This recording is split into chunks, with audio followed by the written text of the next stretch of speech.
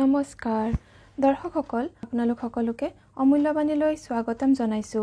আজিৰ ভিডিঅ'টোৰ বিষয় হৈছে ইচ্ছা পূৰণৰ এটা বিশেষ শক্তিশালী উপায় আজি আপোনালোকক জনাবলৈ লৈছো। উপায়টো একেবাৰে সহজ কিন্তু বহুত শক্তিশালী হয়।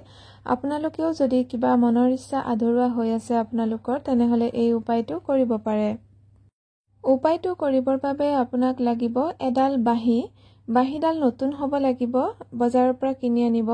আৰু লগতে লাগিব সেউজীয়া ৰঙৰ সূতা আৰু হালধীয়া ৰঙৰ সূতা। সূতা একেবাৰে ক্ষীণ হলে নহব, কাপোৰ চিলোৱা সূতা নহয়, হাতত বন্ধা বা ডিঙিত পিন্ধা সূতাহে লাগিব বা সিমানটো জোখৰ সূতা লাগিব। আৰু তাৰ পিছত আপুনি যিকোনো দিনাই কৰিব পাৰে, কিন্তু যদি বৃহস্পতিবাৰে কৰিব পাৰে তেনেহলে বিশেষ ভাল।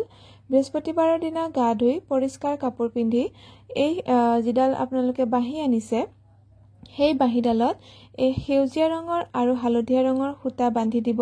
তিনিটাকৈ গাঁঠি দিব প্ৰতিডাল সূতাই বান্ধি।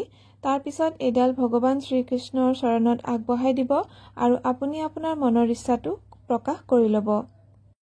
উদাহৰণস্বৰূপে যদি চাকৰি লাগে তেনেহলে মই যেন এটা চাকৰি পাওঁ, বা হে প্ৰভু মোক এটা চাকৰি পোৱাই দিয়ক। বা মোক যদি কিবা বস্তু লাগে তেনেহলে ক'ব যে মোৰ এইটো বস্তু লাগে, প্ৰভু মোক এই বস্তুটো পোৱাই দিয়ক। এনেকৈ কৈ আপুনি সেৱা কৰি যেনেকে পাৰে, আপুনি যদি মন্ত্ৰ জপ কৰিব বিচাৰে কৰিব পাৰে।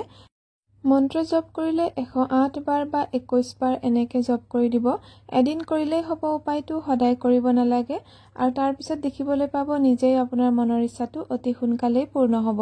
কিন্তু আপুনি ভাবি নাথাকিব কতা মই দেখোন নাপালো, মোৰ দেখোন একো নহল, এনেকুৱা নিগেটিভ কথা নাভাবিব।